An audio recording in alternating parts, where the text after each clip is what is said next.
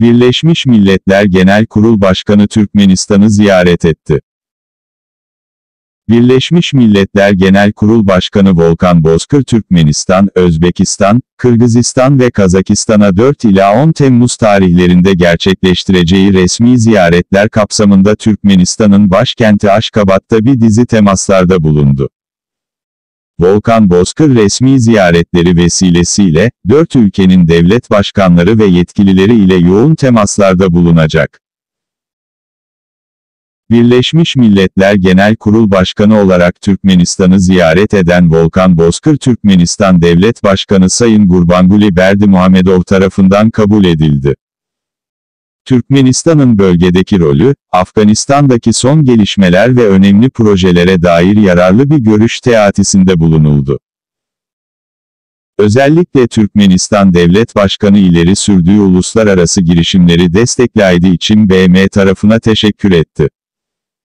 Türkmenistan'ın BM ile stratejik işbirliğine büyük önem verdiğini kaydeden Türkmen lider, enerji, sürdürülebilir ulaştırma, kadın-erkek eşitliği, ekonomik işbirliği gibi pek çok alandaki işbirliğinin önemini vurguladı.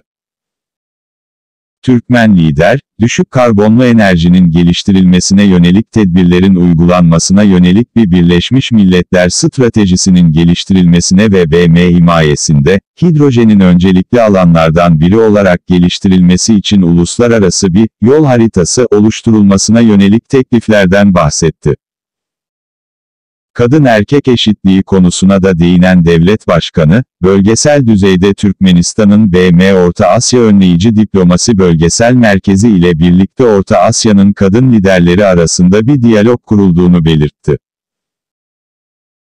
Türkmen lider, bölgedeki cinsiyet eşitliği konularına en büyük önemi vermek için, yukarıda bahsedilen diyaloğun bir sonraki toplantısı bu yıl 6 Ağustos'ta Hazar Denizi kıyısındaki Türkmenbaşı kentinde Avaza Turizm Bölgesi'nde gerçekleştirileceğini kaydetti.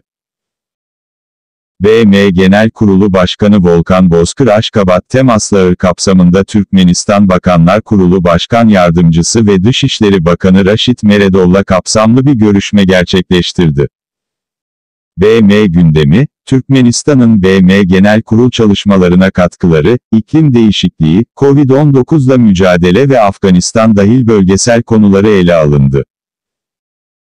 Bunun yanı sıra BM Genel Kurulu Başkanı Volkan Bozkır Türkmenistan Ulusal Konseyi Meclis Başkanı Gülşat Mammadova ile bir araya geldi.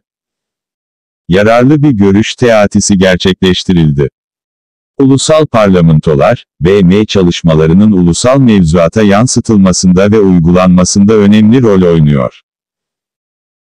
BM Genel Kurul Başkanı olarak gerçekleştirdiği tüm ziyaretlerde olduğu üzere, Türkmenistan'da da BM ülke takımı temsilcileriyle bir araya geldi.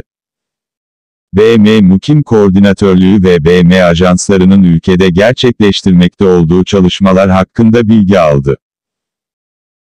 BM Genel Kurul Başkanı Volkan Bozkır Türkmenistan ziyaretinin tamamlayarak, ziyaretinin ikinci durağı olan Özbekistan'a geçti.